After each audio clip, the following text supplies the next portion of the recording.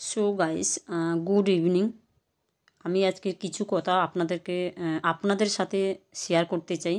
ভিডিওটি বানিয়েছিলাম ষষ্ঠীর দিন। এতটাই কাজের প্রেশার ছিল তখন, 1 নম্বর। 2 নম্বর, মনে হচ্ছে খুশিটাও কোথাও যেন চলে গেছে।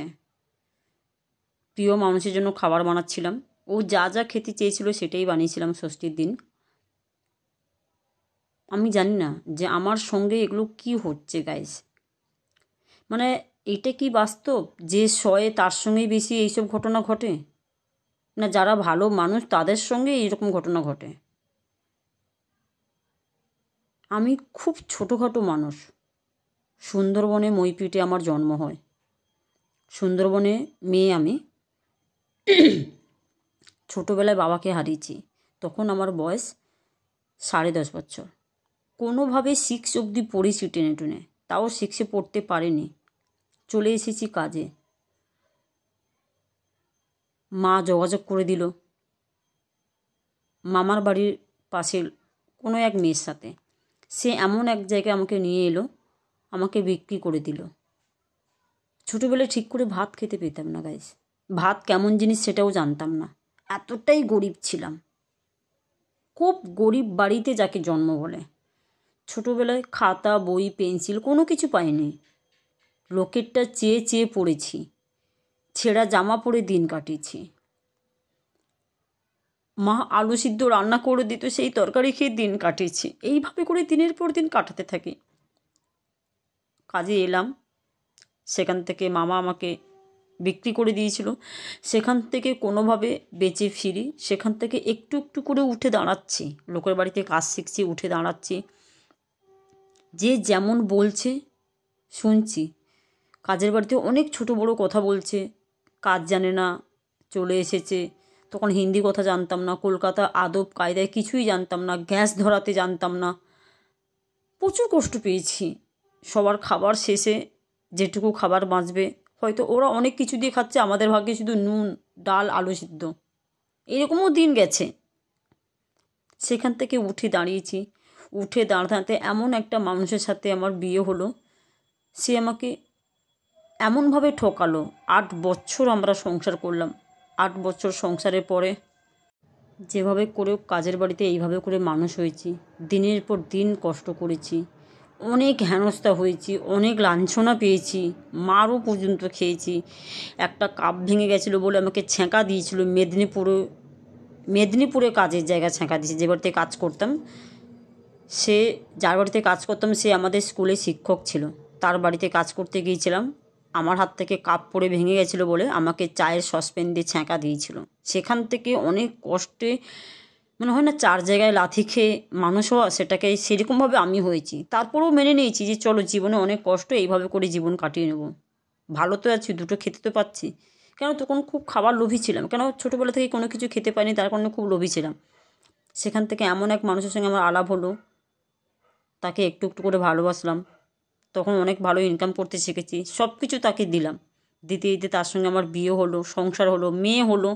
মেয়ে হওয়ার ঠিক কিছুদিন পরেই, কিছুদিন বলবো না গাইস, 8 বছর সংসার করেছি। তারপরে তার মনে হলো যে আমাকে নিয়ে তারা পোষাচ্ছে না। আজকের মিথ্যে কথা, কালকের মিথ্যে কথা, কালকের এই পরশু সেই, আমাকে মারধর করতো। তাও চেপে রেখেছি, চলো। আমি সকালবেলা উঠে চলে যেতাম, রাত্রিবেলা ঢুকতাম। কখন কাজে যাচ্ছে ও, কখন যাচ্ছে না, মিথ্যে কথা বলতো আমি কাজে গেছে, কিন্তু কাজই করতো না। কিভাবে করে লোকের বাড়িতে ওইটুকু মেয়েকে ছেড়ে, 15 দিনে মেয়েকে ছেড়ে, কি বলবো গাইস, 10 মাস প্রেগনেন্ট অবধি আমি কাজ করেছি।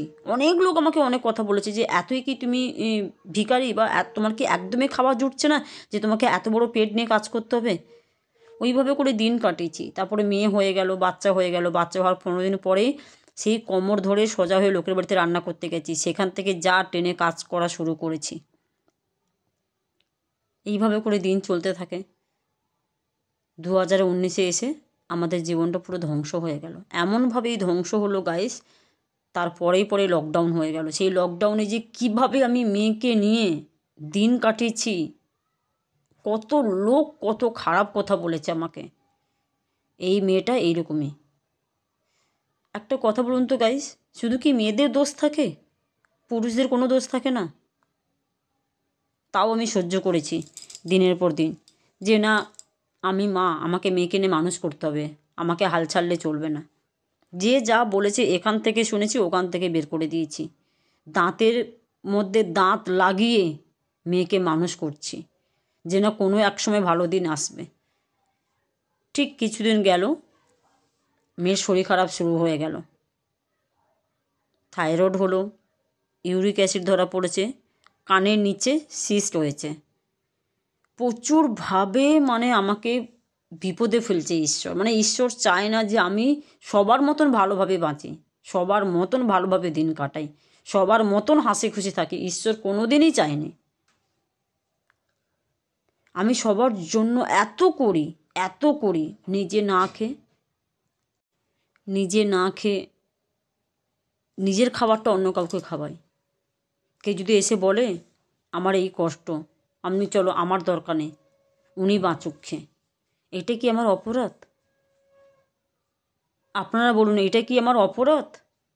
এইভাবে করতে করতে দিনের পর দিন শুধু ঠকেই যাচ্ছি। কি আছে আদৌ আমার কপালে?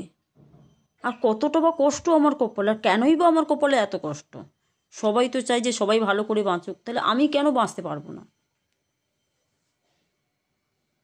সেখান থেকে মেয়েকে উঠে দাঁড় করছি, একটু একটু করে দাঁড় করাচ্ছি। আবার একটা বিপদ চলে এলো। এইটা সবথেকে এমন একটা বড় বিপদ এলো যে আমাদেরকে রাস্তায় নামিয়ে ফেলেছে। আমাকে চরিত্রহীন বলা হয়েছে, রেন্ডিও বলেছে আমাকে। ইভেন এটাও বলেছে, যে পুরুষ আমাকে পছন্দ করেছে তাকে বলেছে তোমার এই রকম মেয়েকে পছন্দ হলো। এগুলো কোন ধরনের ব্যবহার? আমাদের কি সমাজ খারাপ, না তোমরা খারাপ? একটু বলবে গাইস। সমাজ তো খারাপ কোনো দিন ছিল না, আর কোনো দিন নেই। খারাপ হচ্ছে আমাদের মতন নারীরা, আমাদের মতন পুরুষরা, এরাই খারাপ।